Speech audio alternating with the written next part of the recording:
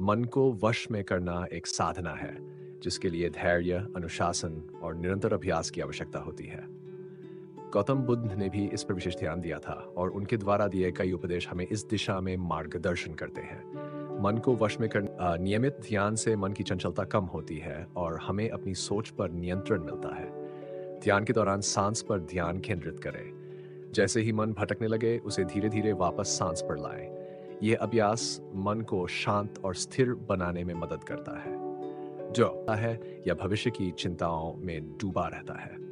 वर्तमान में ध्यान केंद्रित करने से मन की चंचलता कम होती है। जब भी आप खुद को भटकता हुआ पाएं, तुरंत अपने वर्तमान क्षण में लौट आएं। उदाहरण के लिए, जो भी कार्य आप कर रहे हैं, उसमें पूरी तरह से लीन हो जाएं। हाँ, 3 संयम और अनुशासन। मन को वश में करने के लिए अनुशासन बहुत आवश्यक है। छोटे-छोटे लक्ष्यों से शुरू करें और धीरे-धीरे अपने व्यवहार में संयम लाएं। उदाहरण के लिए, अपनी दिनचर्या में संतुलित भोजन, नियमित योग और उचित नींद का समावेश मन को भटकाते हैं और उसे कमजोर बनाते हैं। इसलिए अपने सोचने के तरीके को सकारात्मक बनाएं। जब भी नकारात्मक विचार आए, उन्हें पहचानें और उन्हें सकारात्मक विचारों से बदलने का प्रयास करता है।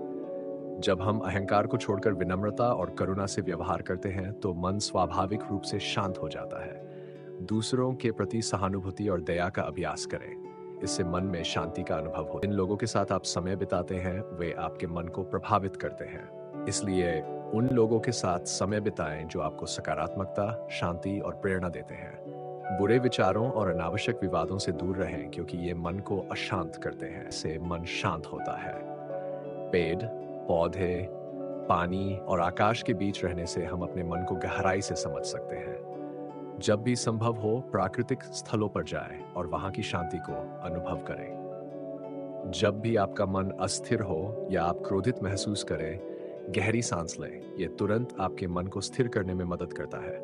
योग और प्राणायाम के माध्यम से सांसों का अभ्यास करें, जिससे आपका मन संतुलित रहेगा। अपने विचारों को बिना जज किए देखना शुरू करें। इससे आप जान पाएंगे कि आपके मन में किस प्रकार के विचार आते हैं और उन्हें कैसे नियंत्रित किया जा सकता है। जब आप अपने विचारों के साक्षी बन जाते हैं, तो आप उन पर नियंत्रण पा सकते हैं।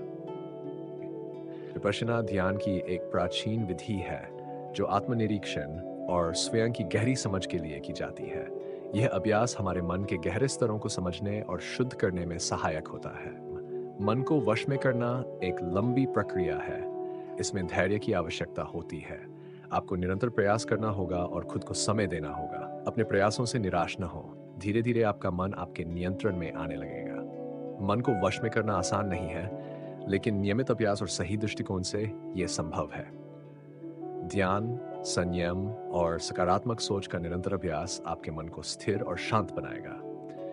बुद्ध के मार्ग पर चलने से हमें यह समझ में आता है कि मन की शांति और संतुलन पाने के लिए हमें अंदरूनी यात्रा करनी होगी।